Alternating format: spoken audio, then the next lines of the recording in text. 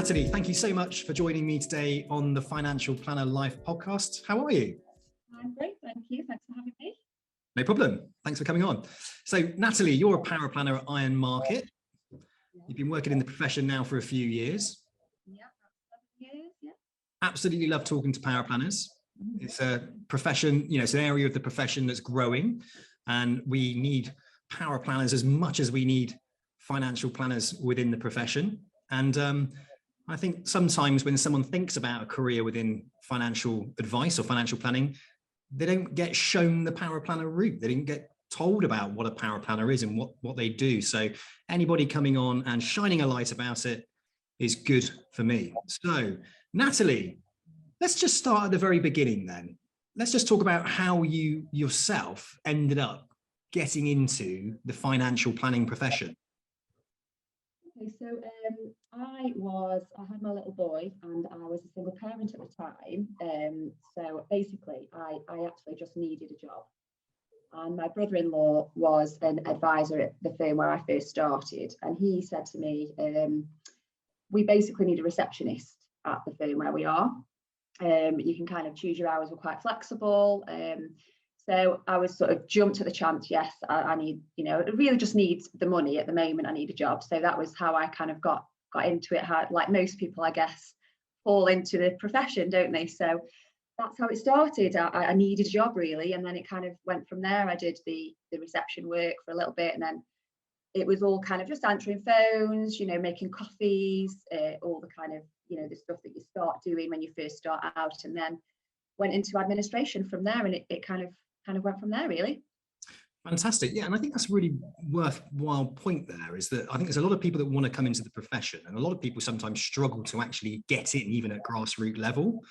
But there are opportunities, even as a receptionist, and how you kind of can just fall into it. And there's plenty of people that I've spoken to that didn't struggle to get into it at all.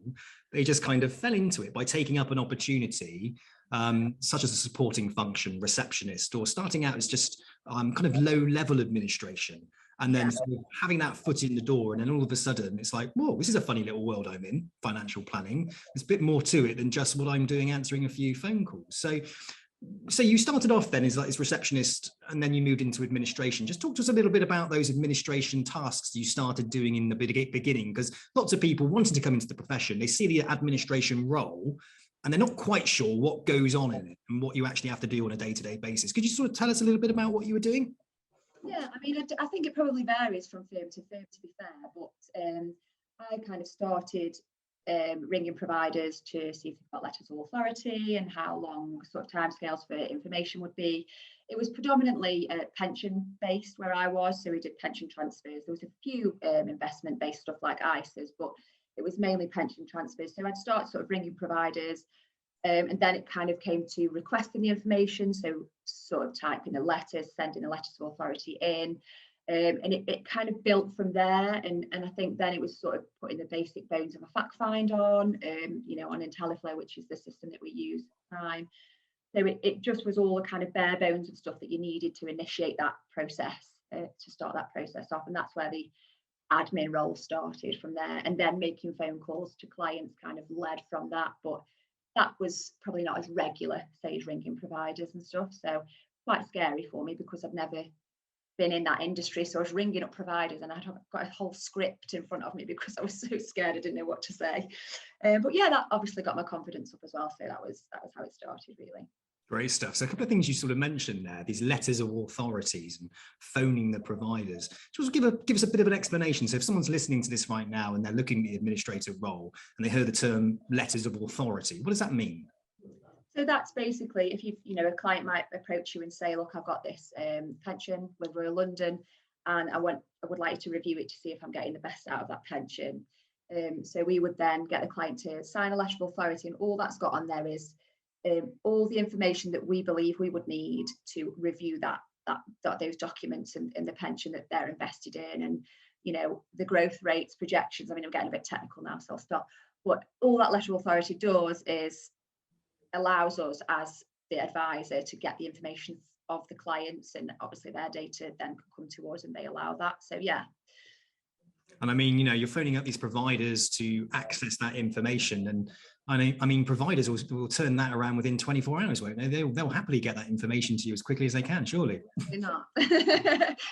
Experience tells that some providers are great, and then, you know, they usually give you a 5-day working day turnaround time, and then you don't usually send everything that you ask for. So you have to call them and say, we need this, can you send it please? And then it's another 5 working days. So like I say, some, in my experience, a handful of providers have been amazing and everything has come.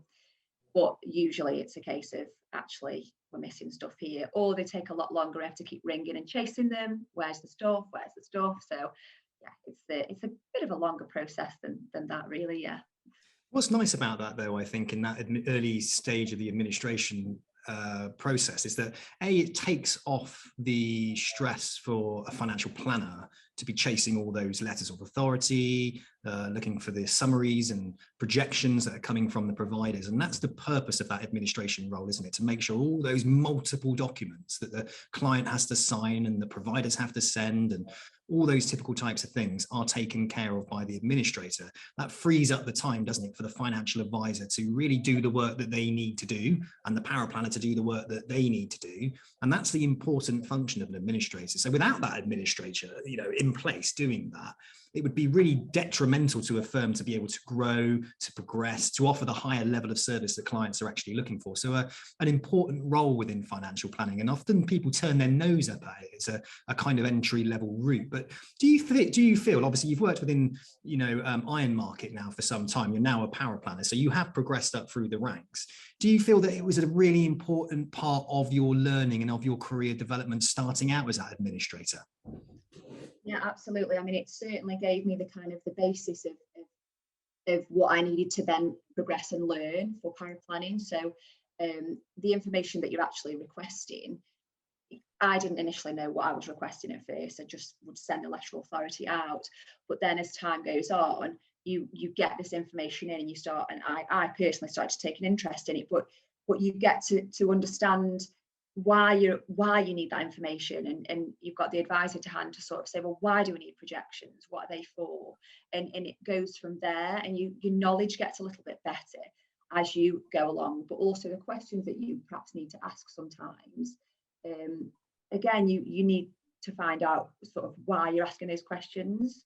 So it's all right calling for projections, or, you know, whatever else, but you need to know kind of why you need those things. So it does form that base, absolutely, of that progression, and you sort of learn about what the financial industry is like, sort of from a provider perspective, so that you start to learn how providers behave and how they, you know, how you talk to them and the language that you use and stuff like that. So yeah, absolutely, yeah, it's the basis for me. So a fantastic bit of exposure also in the early stages to, as you said, learn the language, you learn the lingo, how to communicate with providers. And as naturally you start off in that field, usually in an administration role, that's when you start to then talk to people, as you talk to the providers first of all. That's what you tend to see.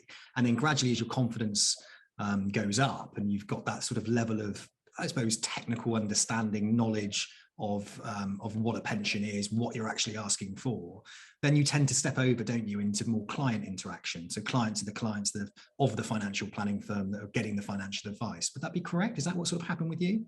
Yeah, I mean, I like I say, I started with doing that, and then I think the client interaction was more kind of based around I say instruction from an advisor. So it would perhaps be a case of just give the client a courtesy call to say, we're sending you this letter of authority out, this is what it's for. So then you kind of explain to the client, like we've just said, about what the letter of authority does, and it allows us to get the information on their behalf. So you kind of have those conversations, and you then talk to the client about why we need that information. So although it might seem quite a basic, to the client, actually it's quite valued, because they're getting these documents and actually they don't really know what they're signing, some of them. So it's important to know that, and then you get that client interaction, and you potentially then form a bit of a relationship with the client as well as an administrator, not just an advisor. So that's really nice to do as well, so the client can always come to you if they need to. And that's really important, I think, for anybody listening to this that's starting out on their career journey in an administration role within a financial planning firm, is that the admin role then does progress you, although they might not name it within their career progression schedule or their career progression guide, but you do eventually evolve into like a client relationship manager. And some of the firms now name it as that. So you come in as administrator, and then you progress into this client relationship manager. And I think where the profession has let themselves down in the past is they don't sort of segment the different types of roles from an administrator entry level, I would say, all the way up to being like a paraplanning manager. I mean, there are so many progressive steps that you go through to becoming like a paraplanning manager, or during that career journey, the progressive steps which then lead you off, perhaps if you want to go down the financial planning route, or you want to go down off the compliance route. And I think the firms that really do break down that career structure have a far better level of retention and far more enthused staff, because those staff aren't stuck in a position that perhaps isn't meeting their expectations of their career development for a start. But also isn't very goal setting, because people see administration as, oh, what's my goals? Where am I progressing? Where am I going? And I think having those clear career structure in place sets really kind of positive intentions and goals for people, because that's one of the things that we're going to have to struggle with in the profession, is that if people are going to come in and start on this career trajectory where they start at the very beginning, they need to know where they're going to go, and they need to know the timescales of how long it's going to take, what level of experience they're going to have at each step of the way. Did you find when you went into that admin role, without a mindset of like, I want to be a financial advisor or I want to be a paraplanner, did you sit within the admin role perhaps longer than you should have? Absolutely. Yeah, I think that my experience was I think I lacked confidence a little bit when I was in the admin role, and I kind of needed a bit more of an advocate behind me to kind of tell me that I was certainly going to be able to achieve what I wanted to achieve, but also in that kind of limbo of not really knowing if this was the career for me. So I had a stage of, I was in the administration role. I did my level 3 paraplanning and administration because I was kind of hungry for something further to kind of learn more about the industry. And then it kind of stopped, and I found then that I actually wanted to do more with that qualification and actually obviously move on to do a level 4 potentially. So I think you, unless you've got kind of big advocates behind you, almost not pushing you, but really encouraging you to do what you feel you want to do with your career, it's hard because you get stuck in a rut and you kind of need a job, you need the money. But I did get to a point where I kind of lacked confidence, and I thought, I don't think this is for me anymore. So I think if you've got that clear pathway, like here at Iron Market, they've got a very clear pathway for everybody here, and they are huge advocates of support for what you want to do with your career. And that has literally made me completely decide that this is what I want to do. This is the career I want. And when I came here initially, I wasn't actually sure if financial services was still for me. So it was a bit of kind of a risky sort of decision, but it was the best decision ever. I like it, and I think you hit the nail on the head there, because I think it's very easy to lose confidence within a profession that's so technical. And, there's so much legislation in place. You have to be so careful with what you actually do. And financial planning, especially in maybe some of the small to medium-sized firms, where they're trying to grow and perhaps they don't have the internal training and coaching and mentoring that some of the larger firms can invest their money into, it can be incredibly difficult. And for what I've always learned over the 13 years of recruiting into that space is that people can stay within these administration roles far too long. And for the very reason that you just described, that there is a limit to the amount of confidence and self-propulsion that we have. We also need to be guided and coached and developed. And it's those firms that are guiding and coaching and developing. And it goes back to that career progression plan we just talked about then, that really outshine everybody else, because everybody knows where they are there. Everybody knows what the level of expectation is. You can have all the confidence and the bounding confidence of a puppy, but if you don't know where you're going, or if someone's not put a pathway in front of you or checks in with you or talks about your progression, you're going to burn out sooner or later. And then we can kind of, you said it's lack of confidence. Perhaps it was just lack of direction or guidance. you know? And those are the things I think I always say to people: if you're stuck in those administration roles, if you're in that position, have a conversation with your manager. Understand, well, where am I going? What's my objective? I need some help. I need some guidance. And I think for a long, long time, I spoke to so many good quality people, and get this, mainly women, who sit within administration roles way too long because they're just not progressed. They're not sort of shown that there is a path to becoming a financial planner. And lo and behold, we have a distinct lack of females within the profession that are actually in any kind of leadership position or any kind of financial planning position. And I remember I put an article out and there was a big discussion about it. And I said, well, you need to look from within. There's plenty of women in administration roles that are well capable of becoming financial planners. Invest in them, train them and develop them and get them up there. I mean, you can do things like outsourcing the training now, outsourcing the development. You can bring people on an apprenticeship. You don't have to call it an apprenticeship. All the training and development's taken care of, and the study leave, etc. There's even grants for it. There's kind of no excuse. And I think homegrown talent is where it is. And it's really, really good to hear Iron Market then investing in that, because you started out as an investment administrator by PSP Wealth Management for a fair few years. I can see that. Then you've progressed into Iron Market. So tell us a little bit about why you like Iron Market so much. What are they doing at the moment that's really making you feel confident that you're in the right place?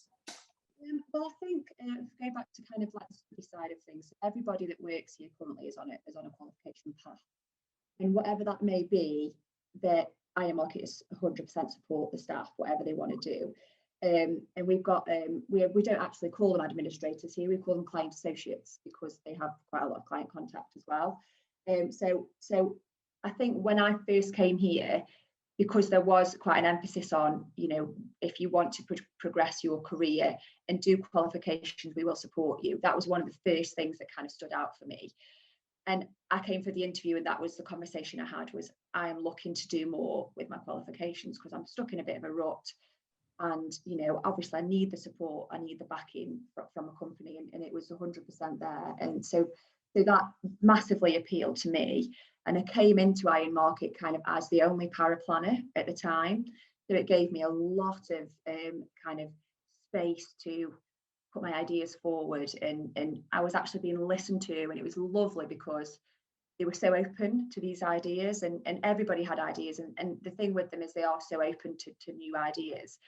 And they listen to you and they take it on board and they feed back to you. And it was just, the communication was there. Like, that's what I needed, was the communication from the director, not just from the manager, but from the director. You know, that kind of support, that level is just second to none to me. And because my confidence levels were particularly low at the time, or at least, like you say, maybe my brain was just needed more, I kind of didn't know what to expect. But then what I did sort of gain was amazing from day one, really, of being here, being a bit more free to kind of do what I wanted to do with, say, the suitability reports, and see what everybody thought of that, rather than kind of being dictated to and criticised. And if I got feedback that may be considered negative, it was always constructively given to me, and always there was always a reason why it needed to be a certain way, if that makes sense. So it was just a totally different experience. And I think it's, the team are quite young, you know, there's Wes, who's the director, he's quite young as well. So I think also knowing his vision for the future of Iron Market helped me to think, well, can I fit into this? Am I going to mold into this kind of, you know, and it just worked. It just worked from day one. It was amazing. I think having a vision and having a plan and having somebody within the business who's in a leadership position who actually leads is so powerful. And I've gone through this myself with my own recruitment company. I can have all the ideas in my head and I'll know where I'm going. But if I don't articulate that down to, or across to, the staff who work for me, why would they get excited about the future of my business? Why would they get excited about wanting to progress within it? And it's so important that we articulate it as leaders, and that we bring everybody into the process. And feedback is so imperative as well. I mean, you just said there a second ago that you felt like you were in a position when you joined Iron Market where you were listened to. Oh, wow. You know, like, that's such a big, I mean, being listened to. You're the one doing the job on a daily basis of administration. You're the one that's supporting those functions. Anybody else who's feeding into it is just seeing it from a completely different perspective, and usually from quite a selfish perspective, that they want something done quickly. Yeah. And there's always a process, isn't there? There's always a level of process and detail that needs to go into it. And more often than not, you see it before anybody else within the business sees it. And therefore your feedback and your influence and your inclusion in any discussion around process improvement is so important. And I think some of the best processes that we've created isn't from what I want, but from what people in my business want to make their lives easier. Yeah. And as soon as I shutted up my head thinking what I think everybody else wants and started listening to what they want, it made total sense. We had a meeting last week actually with the team, and again we're kind of growing. Iron Market is growing. We've got massive growth plans in place. We've got new offices being built currently, and we're expanding the team, all aspects of the team. But they were also talking about this vision that they've got for the next step for Iron Market. Everybody was included. We all had about customer service, what we think we offer, could we do more? And it was just, the inclusion does make you feel excited. You're not left out of anything, and you're so in the loop that you feel that excitement. You're so ready for it to expand and grow. So it's really good. Absolutely. Because also as well, not everybody wants to be a business owner. Not everybody wants to run their own business. They just want to feel part of something and have influence upon something and be an integral part of the growth of that business. And I totally agree. Bringing people into it, having those discussions, asking what people want from the business, how they view the business is incredibly important. So, it's great to hear that you found that. And it's interesting how your confidence has then gone up, right? Yeah, absolutely. I mean, I can't sit and say there's never been any bumps in the road, because that wouldn't be sort of realistic at all. It's not live, but any bumps that have been in the road have been very quickly smoothed out by the support of the team and the directors. Like, just sort of something again that I've perhaps never experienced is being able to sit with a team of people and actually have them explain, sort of when you, as a human, emotions can sometimes get in the way, and maybe you're thinking a little bit irrationally.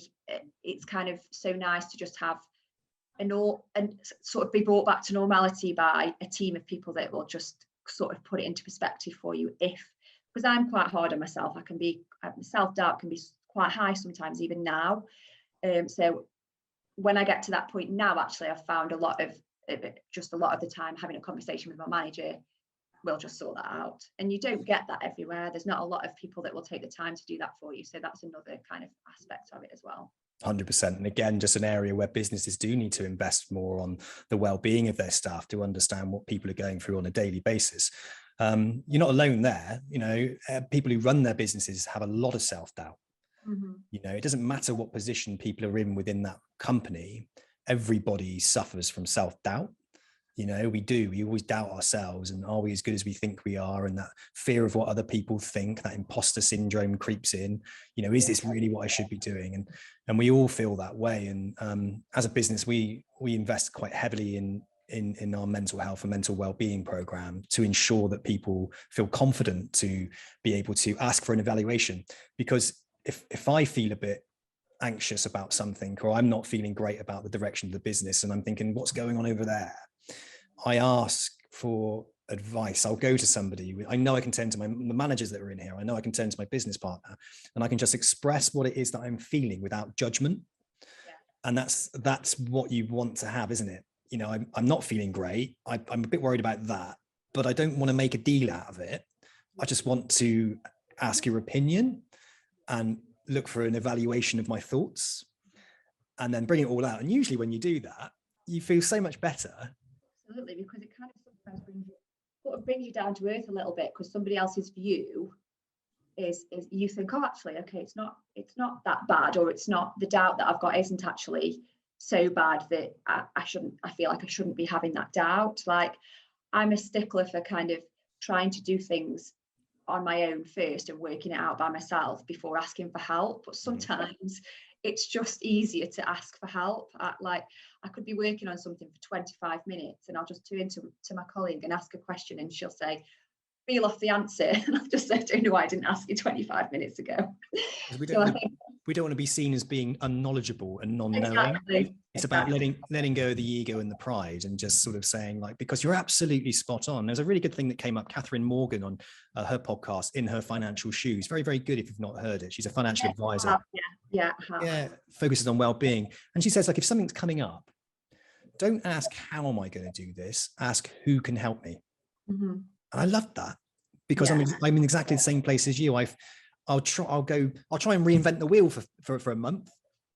All I want to do is pick up the telephone and ask an expert. Why am I spending all my time trying to work out Instagram ads when, Dave round the corner does it for a living, Within sort of like 5 minutes how to do it, it's done. Yeah, exactly. Well, that's really good to hear. I'm always pleased to hear that firms are investing in that way. And you're absolutely spot on, because it's had a direct effect on your career progression. It's had a direct effect on your well-being within the workplace. You feel part of the business. You have some sense of worth and why, and reasons why you're doing the job that you actually do. And that's really, really good to hear. So that administration role, we've sort of touched on the fact that if anybody's listening here, you can all of a sudden sit in that for far too long. And that's when you can stagnate, and you might get a bit resentful. You might, so perhaps some of the advice you might give people is speak to your manager. Yeah. Take a little look around. What's the bigger picture of financial planning? Is this what it's like? Am I talking to other administrators? Can I connect with someone on LinkedIn? Perhaps can I join some groups where other administrators are in those groups? I know there's like the Paraplanner Club and all that kind of stuff. Great ways just to evaluate, see, am I in the right place? Am I doing the right thing? Or do I need to move on? Are my employers really investing in me and my future? I think transparency is quite key there, because you can hold a lot of things back because you don't feel like you can say things to, say, your manager. And I don't mean sort of anything out of turn. I just mean that you might want to approach them and say, I'm a little bit, I'm stagnant in this role. I'm a bit bored. Is there anything I can do? And you're only going to get one answer, aren't you? You're going to get a yes or a no. And then you kind of know from that point, well, actually, what do I do from here? If it's a no, we're not going to support that. Then, I start looking elsewhere. If they're going to, then that's brilliant. So I think absolutely conversations with your manager, even if it makes you a bit nervous, just kind of go for it. It can only go one way or the other, can't it? So I would definitely advise that, because I think I sat for a good few years not kind of daring to say anything, and I wish I had. Yeah, absolutely. That's a great bit of advice. And as you mentioned earlier, the fact that you absolutely love constructive feedback and anything like that, it goes the other way as well. Most people like to hear some constructive feedback. So I always say to people, look, if you're unhappy, make a list of the things you're unhappy about. What can you do to resolve those problems? Do they lie within you? And then look at the other areas, then sit down, but don't go in there with a loaded weapon.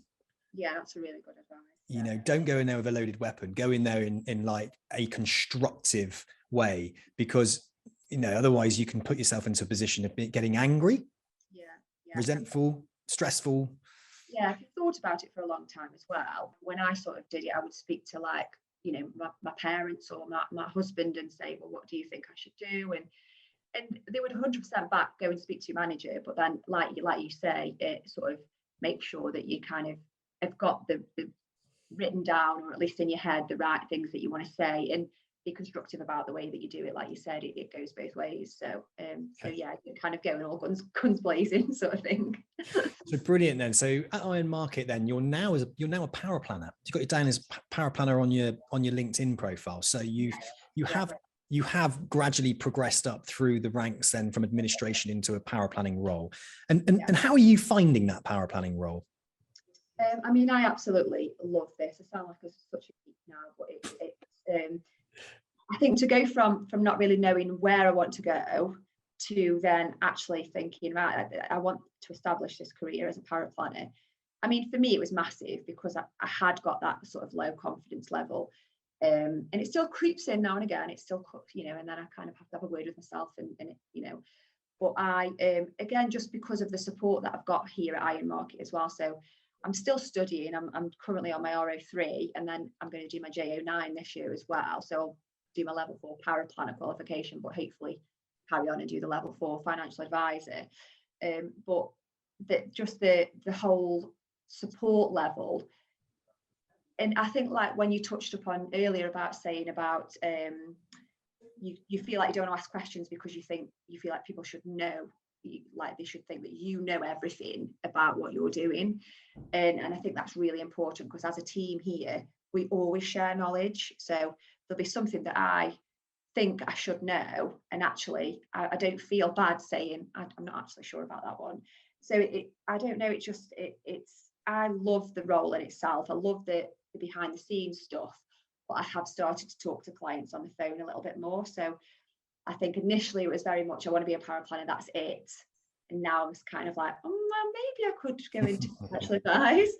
But I do certainly enjoy that paraplanning role, like 100%. So I think if I could do like a hybrid role, that'd be great.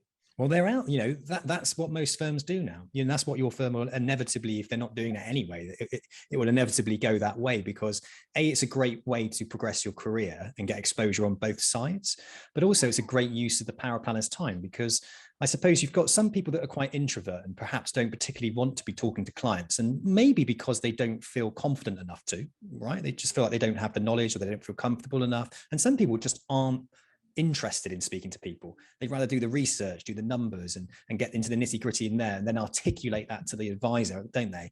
And the advisor goes and does that part. And that's that skill set again. We've got to evaluate ourselves sometimes and look at the point, am I naturally more suited to the researchy type, which you could call the geeky one, the geeky role? Is it more, am I suited to that, and that makes me feel more comfortable? Or is it, I want to talk to clients and I love the idea of going out and winning that business? Because I think what financial planning people forget is that it is a business development role, and there is a huge amount of extrovert type approach to get up and go to finding clients, and it's an outbound type role, whereas paraplanning can often be quite inbound. You're dealing with the relationship after or a bit before it, but there is something has been created and you're coming in to fill that gap. And I think what you said there, and probably why you're enjoying it so much, is because of the comfort zone it provides you, and the fact that the client has already had something wrapped around them and you're almost being wheeled out as an expert. Yeah. And that's quite nice, isn't it? And I think in that paraplanning role, that's a lovely way for somebody that wants to have that client interaction and remain paraplanning. But again, how the hell do you know whether or not financial advice isn't for you until you actually start to step outside your box, step outside your comfort zone, and talk to those clients? Because nobody's life's written perfectly, is it? 2 years time, you might be a financial planner, and I've come across plenty of people like that have just said, now's the time for me to do it. I had somebody on the podcast quite recently, and she was always a career in paraplanning and administration and compliance, and then hooked up with another friend of hers who was a compliance manager, and they've just set up a financial planning firm. And then they're hiring financial planners, and neither of them are financial advisors. Wow. And it's interesting because and people need to understand this as well when they come into the financial planning profession, is that you can progress down an administration route all the way up to paraplanning management. You could run your own paraplanning company. You could be an outsourced paraplanning company. You could be on the board of directors, in the investment committee, hugely influential positions. And if you're a natural entrepreneur, you can progress and run your own business and be an outsourced company on the supporting paraplanning side. So, you can have that there. There is some glitz and there is some glamour and there is some risk and stuff, as well as on the financial planning side, isn't it? Yeah, absolutely. Have you got a long-term goal? Do you set goals? Yes.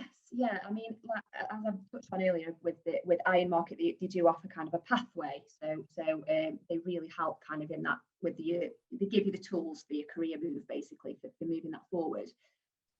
So initially I started, I'm going to be a paraplanner, that's it, and then once I've done that level 4 paraplanning qualification, I'm not going to do any more. Obviously that's when it started a couple of years ago. But now it's kind of moved to, well, I think I'll probably do my level 4 diploma, so I'll get just, even if I don't use that as a financial advisor, client facing role, I've still got that knowledge behind me, and I've got those qualifications there. But for me, kind of, if you want to say maybe a 3 to 5 year plan would be get qualified and then move into a more senior role here at Iron Market, so potentially sort of paraplanning manager, paraplanning team leader, because we are looking to grow that team of paraplanners as well. So hopefully I will be leading that. So that's where I'd like to be, in 3 to 5 years, and then who knows. So when you were sitting there lacking confidence as an administrator, I bet you never thought you'd be working towards those goals, would you? Absolutely not, never. So there we go.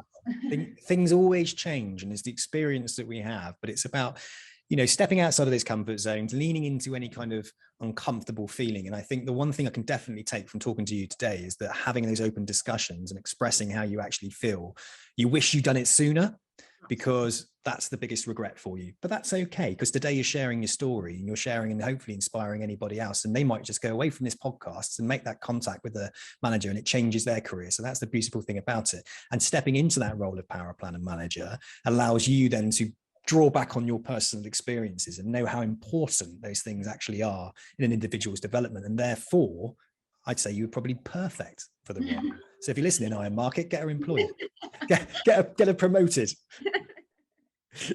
There's a distinct lack of females within the financial planning profession. You're a female. And, we're not going to go into the why you think it is or anything like that, because I think as multiple theories, male dominated, quite a male dominated older profession, financial services, bit boys club, you hear all these types of things. But let's just talk about what you think would be something that firms can do to attract more females into their financial planning firms at any kind of level.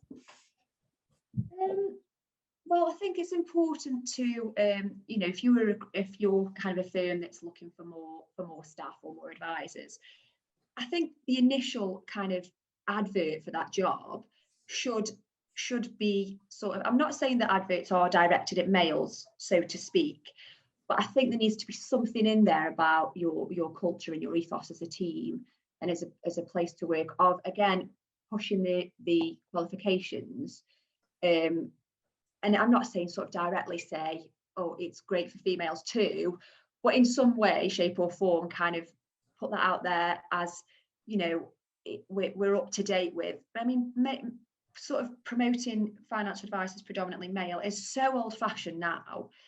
And it's still the stigma's still there. It's very much like, sort of, to me, it reads as, oh, well, males are more intelligent than women and they can deal with people better. And it's so outdated, that there just needs to be something somewhere within your kind of ethos as a team that it doesn't matter, like anybody can do this, males, females, anybody can do this job. But yeah, it's quite a tricky one, really, without sort of directly saying that females can do this too. But yeah, I think that needs to be part of your culture and your team. I think more women in positions of influence within the financial planning profession need to step up and promote the profession. Yeah. Because lots of young women in general, doesn't matter if they're young or what, because the profession doesn't lend itself to just younger people now. We need people of all different ages to come into the profession. But I think women who are in positions of influence need to stand up and talk. And I love seeing the more, and the thing is, there's so many female financial planners that I know that are bringing their own podcasts out, and they are using Instagram far more than males do, and I think anybody that's especially in a leadership position, I think they need to step up and talk about their career progression, how they got into that leadership position, because I think it's like 1 in 26 are female in leadership positions or something stupid like that. It's really low. And I think the more we see more women, and the same as we see more people from different ethnic backgrounds as well, that's really important, because there's a distinct lack of Black people within financial planning, for instance, and I think the more it's promoted by the people that are in the profession, the more attraction will come. and the more diversity that we will see. I mean, I remember I did a podcast episode around LGBTQ plus, and there was nothing, you know, I did a bit of research and there was no firms that were kind of promoting LGBTQ plus. And I brought a guy on called Taylor Beavis, who's a gay guy. And I said, is there a need for different financial advice for anybody from, you know, the LGBTQ plus community? And he said, yeah, you know, and he started reading off all these reasons why, you know, they have very different sort of lifestyle requirements and goals, you know, far more disposable income, very much less likely to have families and stuff like that. And I found that really super interesting. So I think it's about promotion, isn't it? It's about getting people like yourself talking today about what it is you've done, the journey that you've been on, because I know that inspires people. Great. Well, listen, thank you so much for your time today. It's been a real pleasure talking to you and learning about your career progression. And it's certainly inspiring. And I think the main thing, the takeaway today is when you're with a firm, has a good, strong career progression in place, and that you have the confidence to articulate to them how you're feeling, you make your own luck, right? Absolutely. Yeah. Well, in your hands, it's all up to you, really, isn't it? So yeah, exactly. Yeah. Brilliant. Well, thank you so much, Natalie, for your time today. Really, really appreciate it. And good luck with your career. Thank you very much. Thanks for having me.